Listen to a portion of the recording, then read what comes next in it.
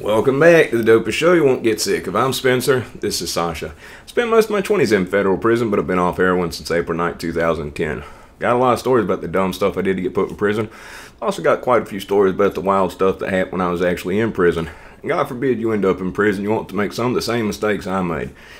Hoffa was an interesting character who I became friends with. Now, when I first got to the low security, it was a dormitory type setup, and one of the first people that approached me was a dude named Fox. Now, Fox was about 6'3", 240, big old bald-headed white dude. Now, for real, ain't a racist bone in Fox, not one bit, okay? He got me immediately in a workout group on the weight pile. You had to have a crew and all that. It was weird, 2 white guys, 3 black guys worked out, and his celly's Mexican, but like, if you saw this dude, you'd think he could have been, you'd have been like, yeah, Central Casting could have put this dude as an Aryan Brotherhood member, you know, because he's a big old jacked white guy, you know. But anyway, being friends with him, you know, you stop by each other's cells, you know, talk for a minute and everything else. His celly, Hoffa, was not a friendly person. He was not one to make friends quickly or easily. Now, Petersburg's a unique place because the medium security has a program for chomos, and 40% of the people there are chomos that get sent there from Texas, Alaska, California, as far as there to there. It's not a protection place. They don't have that in the feds, but half the people are local, 40% of those, but there's also another unique bunch of people that end up at Petersburg. The reason for that, you know, you think about people that are messed up, people, messed kids, stuff like that. Of course, they're going to watch their correspondence, their phone, their email, their every contact. They're going to go through their stuff with a fine-tooth comb. Those are the people that need to be watched. And yeah, now the staff catered to them, but the prison police surveyed people very heavily. There were a unique bunch of other people that ended up at Petersburg for surveillance.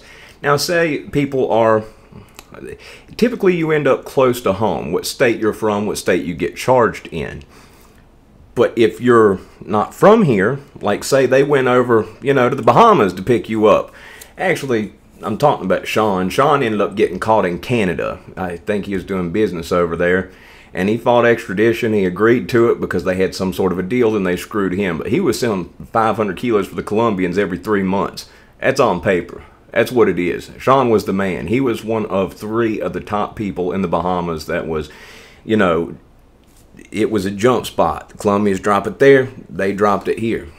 And interesting stories about him too, but with a lot of the people that in high-profile terror people too, like I talked about Ali Sabunchi, he was traded back in a historical trade for Iranian prisoners for U.S. sailors that were captured in Iranian waters. So you got terrorists, you've got, you know, chomos, and then you've got high-powered drug dealers, Cartel even. And they have them there so then they can watch them. And there were a couple of mob guys and stuff like that too, but there are few people who were in the building at the low security that I was in. One guy was like the Pied Piper. You'd have all the amigos following him around. He loved to gamble. And he just looked like a chubby, middle-aged Mexican man going bald, you know, and glasses. He'd always be messing with them gambling tickets. They'd follow him around like he was the Pied Piper, like, you know, all trying to suck up to him, probably so they could get business with him whenever he got out. Hoffa, they did not do that with. Hoffa, when they got around him, it wasn't like, what can we do for you? It was more like they hung their head low and they talked quiet and very respectful. It was fear. It was something that was different than how they treated the other guy. It was unique. You could see it. You could tell it. And you could tell they knew probably a good bit about this guy, enough to know that, you know, like Wu-Tang Clan, he ain't nothing to F with. Okay. Now, being that I was friends with Fox, that was my best friend in there, place full of, you know, old people, messed up people, we got along. Like, we were the same interest, stuff like that, you know what I mean? So me going over by his cell so much, and then the cell in between us, the 4-man cell in between it, had 4 dudes. I worked in maintenance with all them, and that's another bunch of stories. But we'd hang out in that 4-man a good bit too. But going over to his cell, Hoffa, he was not a friendly person. You know, it makes it kind of awkward. You know, you're talking to your friend here, and you got this guy just pretending you don't exist every time you walk through. Maybe say something if I completely ignore you. You know, you try to be friendly. You know, I'm a friendly person. But, you know, what ended up breaking the ice to where he'd actually speak because he didn't speak to a whole lot of people, and you could tell he was used to, just people not messing with him, and he didn't mess with people. He did his time quietly. Was Old Man Ike. Old Man Ike was probably about 75 to 80 years old. He would run 2 miles, 7 minutes apiece every day, do a whole ab routine. He was an old boxer. If you're from Richmond, you probably heard of Old Man Ike. They said they still got his picture up in the boxing gym. But Old Man Ike was known for robbing drug dealers. He was known for pulling that thing out and using it too. Okay, Old Man Ike was somebody people were nervous of. And even as old man, he took off on a few people, and there's some funny stories with that. We're at the microwave. Old Man Ike, old black man, he became one of my good friends in there. Funny as could be. But he might have been a little racist. He couldn't stand when people spoke another language. He said, they're talking about you. Once we became friends, he said, they're talking about you, talking that yang-a-lang stuff. Talking yang-a-lang-a-lang-a-lang. They're talking about you. And I said, I don't know. But he said, yeah, He said, look, you might be yang-yang. He said, look at you. You don't look like you're just a regular white person. I said, get out of here, Ike. And I say, you look like you're yang. And it was something we messed around with each other. But anything foreign language, they were a yang-a-lang is what he called them. Spanish, Puerto Rican, it didn't matter. That's what he said. Anyhow, we were standing at the microwave one day, and he just went off on Hoffa a little bit, saying, and you mother, he said, you pretended you couldn't speak English for 4 years until somebody took your stuff out the microwave and you said, what the? It's mine. And I realized all those times I tried to speak to you and you say, no habla inglés, and you were full of going off on him. And I started laughing, and when I started laughing and getting cracked up at Ike, because Hoffa started talking crap back to him, he ended up busting out laughing. So every time I'd see him, I said, I'm going to get Old Man Ike on. He said, man, he'd say, man, get out of here. And he called me, when I first got to prison, I took Xanax the day that I went to prison. I was prescribed them legally. And the last day, the day that I was going to prison, there wasn't any use to save any. And imagine turning yourself in on an 8-year sentence, walking right up to prison. Here guys, ready to go to prison. I took the rest of the Xanax. So when I first got there, I told everybody my name was Seth.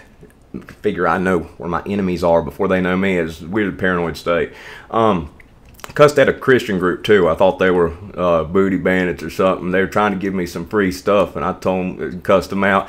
And I left a phone recording on the phone, and I said, Seth Monta. So I had to say that name for the next 5 years, and everybody laughed at that.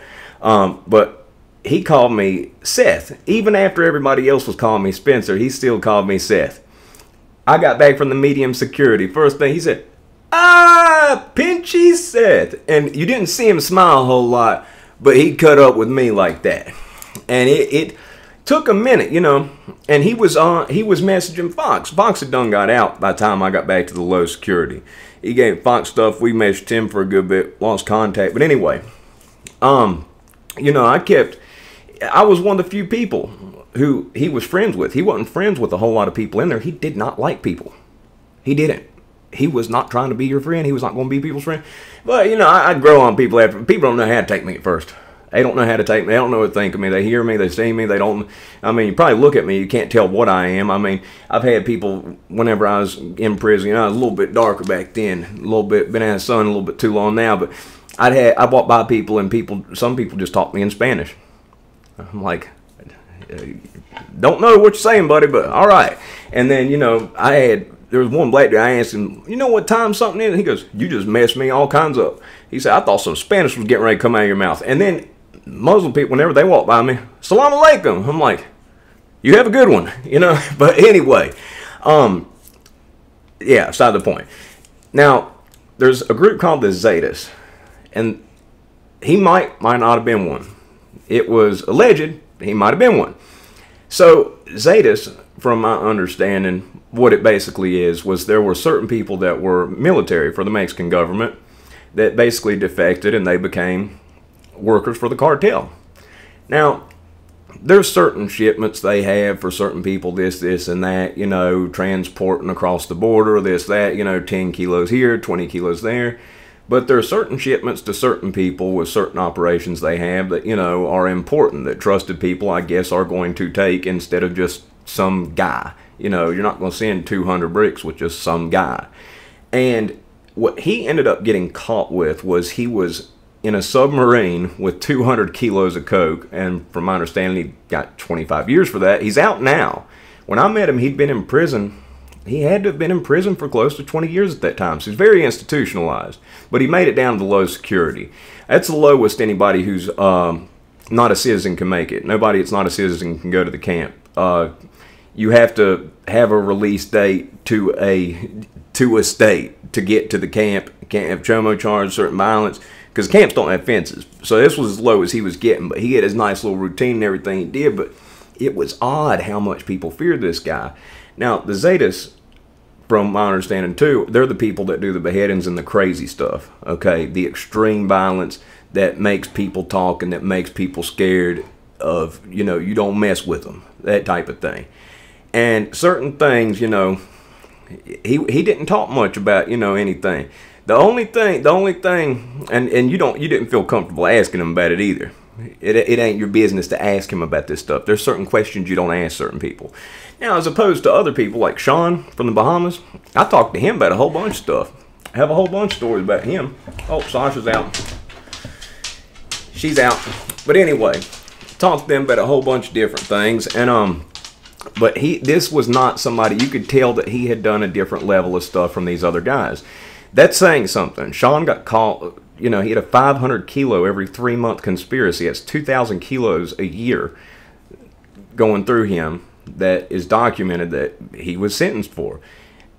But this guy, there's certain things that you could tell, and the certain scared that you saw in certain people's faces, which, you know, will pretty much remain a mystery forever, I guess. But basically, you think about, you know, military that defected to work for the cartel. They have special skills, special training camps, special things like that. They are another level of bad mother, okay? Now, he was not one to typically play. You know, he didn't play a whole lot. Fox would play a whole bunch, and I got some funny stories about that, because there was an old white man named Gene. That was the baddest dude I met in prison. Gene allegedly has a good... Allegedly, he was a hitman, okay? Now, if you go on Wikipedia, it will say he's a hitman. It will say he's done this, but none. That's all alleged, you know. Fox would play with him slap boxing, and Gene popped him in the liver. 70-year-old man with a bad hip dropped this 28-year-old giant, who's a head bouncer at a club in Kentucky right now, by the way.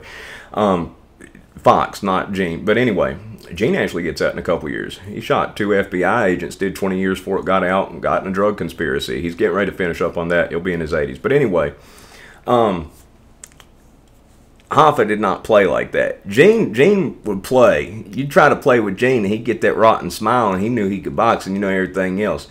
There was a couple times that I saw, you know, Hoffa, you know, somebody play with him, and him get quick. Like they try to play, he wasn't trying to play, and he didn't play back playfully. Like Gene popped Fox in the liver, dropped him to his knees, and Fox said, "Okay, I'm done." You play with Hoffa, I saw it one time, and he moved so quick, and this person who was trying to play with him, he had them snatched up, and he had his forearm up against their throat, up against the cubicle divider, 7-foot high cubicle divider, so quick. He moved so quick, and he had them pinned, and he went from, you know, just minding his own business to, like, you saw this look of just hate and evil, like this other side of him that you didn't see. And he told him, you don't play with me like that, you know, in his broken English, very broken English. And I was like, oh shoot, you know, he moved pretty quick. He moved, and it was, you tell he had some stuff behind him. Got some, you know, feeling that there's a whole lot of stuff behind him, and who knows what he's up to now. You know, hopefully he got out, figured stuff out, and he's doing something good where it's not going to put him at risk, and he'll have a good rest of his life. Do more than 20 years in prison, a lot of habits stick with you that don't really go away. I need to see through some people if I can get a hold of him. He was a friend. We joke around, you know.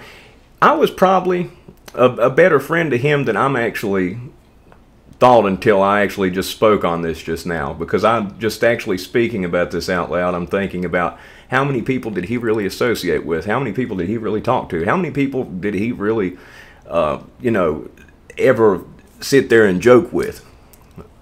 There weren't but a couple, and I was one of them. So I might do that. I might try to see what's up with him now. Got a couple friends that are across the border back over now. My old Sally Armando, he's back over there. He's a big speed dealer. Actually had citizenship, but he got deported. But anyway, just a little bit of a random rant about Hoffa. He always had, for the most part, he'd always be wearing a ball cap. You can't wear it in the kitchen, so he didn't have that. Always had a ball cap on. He was probably about, I'd say he was about 6 foot, 200 pounds. And he wasn't like, you know, super fit or anything. But I mean, he was in good shape. And he can move. That one time I saw him move, he snatched that guy, quick put his forearm on his neck, let him know, you don't play with me like that. I don't know what possessed the guy to think that. But, you know, he wouldn't want to do that with. There's certain people you play with, certain people you don't play with, you know what I mean, a certain way, and he wasn't one of them. And even though this was a low security, that's the thing. Just because a lot of the people that end up in federal prison in the United States that are from other countries, you don't know their full background.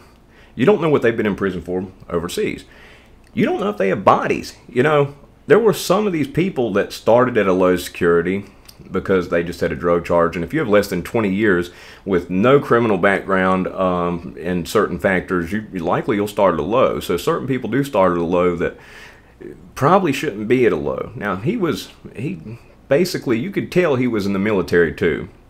How he made his bed with the little fold in the middle, like not in the middle, like down in the corner, it had like this little crease fold. Like he made his bed like he was in the military. He had certain habits, like he was OCD about things, and you could just see it. But he was a very interesting person that I knew, and I'm gonna see if I can find out where he's at. It's an amazing world we live in with Facebook and the stuff like that. And I don't typically use, I don't use it, but you know, be interesting. See if I can get a hold of him. If I learn how to use this StreamYard and everything everybody else is doing, it might make for some really interesting stuff. If you like the video, press the like button. If not, that's 17 minutes and 15 seconds of your life, which you'll never get back. But I hope you did.